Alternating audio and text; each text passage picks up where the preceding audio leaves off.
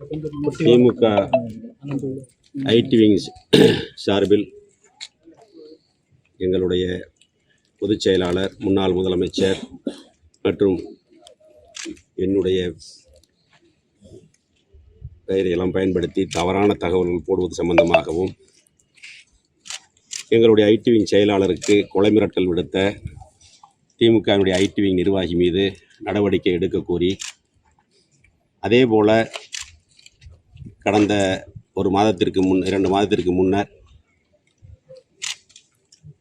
மணல் கடத்தலில் ஈடுபடுவதாக ஒரு பொய் செய்தியை உருவாக்கி அதை முகநூலில் பதிவு செய்து என்னுடைய பெயருக்கு களங்கம் விளைவிக்கின்ற வகையில் தகவல் தெரிவித்த திமுகவினுடைய ஐடி விங் நிர்வாகிகள் மீது நடவடிக்கை எடுக்க கோரி மாவட்ட காவல்துறை கண்காணிப்பாளரிடத்தில் புகார் மனு கொடுத்திருக்கிறோம்.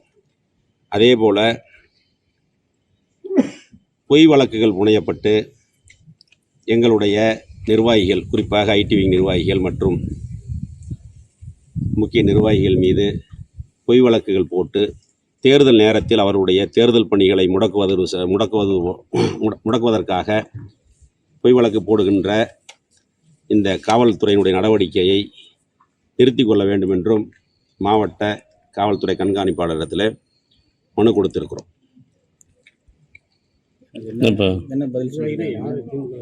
எங்கள் ஐடி விங்கினுடைய செயலாளர் கடந்த 2 நாட்களுக்கு முன்னர் டாக்டர்லாம் ஒரு நாள் ஓபியை புறக்கணிப்பதாக செய்தி வந்தது. அதை வச்சு ஒரு செய்தி போட்டார். காவல்துறை எஃப்ஐஆர் போடலை அப்படிங்கிறத, அதுக்காக அவர் மேலே வழக்கு போடுறதாக சொல்லி மிரட்டுறாங்க.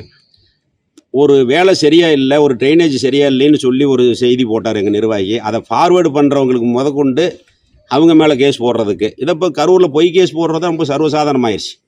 நான் தான் முதல்லையே சொல்லியிருக்கிறேன், காவல்துறை திமுகவினுடைய சார்பணி இல்லை, அதுவும் ஒரு அணி. திமுகவினுடைய காவல்துறை அணி மாதிரி தான். எந்த கேஸ் வேணாலும் எப்படி வேணாலும் போடுறாங்க. கடந்த மாதம் எங்களுடைய முன்னாள் கரூரினுடைய சேர்மன் மேலே கேஸை போட்டு, இதே இடத்துல நீங்களும் தான் இருந்தீங்க, அது வழக்கு கொடுக்கல் வாங்கல் வழக்கை அதை அப்படியே திருப்பி கேஸை போட்டு குண்டாஸ் பேப்பர் ரெடி பண்ணி குண்டாஸ் போகிறோம்னு மிரட்டி இப்போ ஒரு புனிதர் ஆகிட்டார். இப்போ திமுகவில் சேர்த்துக்கிட்டாங்க. இது தொடர்ந்து பொய் கேஸ் போட்டு நிர்வாகிகள் எல்லாம் திமுகவில் சேர்த்துறது, இல்லைன்னா செயல்படாமல் இருக்கிறதுக்கான வேலைகளை இந்த விடியா திமுக அரசும் இந்த மாவட்டத்தில் இருக்கக்கூடிய திமுக நிர்வாகிகள் இதே தொடர் வேலையாக செஞ்சுக்கிட்டு இருக்காங்க. இது எவ்வளோ நாள் இருக்கும் நிலைக்கும்னு தெரியல. இதே காலம் பூரா இப்படியே நடந்துரும்னு நினச்சிக்கிட்டு இருக்காங்க. இதையெல்லாம் இந்த மாதிரி தவறுகள் நடக்குதுங்கிறத சொல்கிறதுக்காக தான் இன்றைக்கி மாவட்ட ஆட்சித்தலைவரிடத்தில் புகார் மனு கொடுத்துருக்குறோம். செய்திகளை உடனுக்குடன் தெரிந்து கொள்ள கீழ்கண்ட கேபிள் மற்றும் டிடிஹெச் நெட்வொர்க்குகளில் எம்நாடு செய்தி தொலைக்காட்சியை காணுங்கள். பாதகம் செய்பவரை கண்டால் நாம் பயம் கொள்ளலாகாது பாப்பா.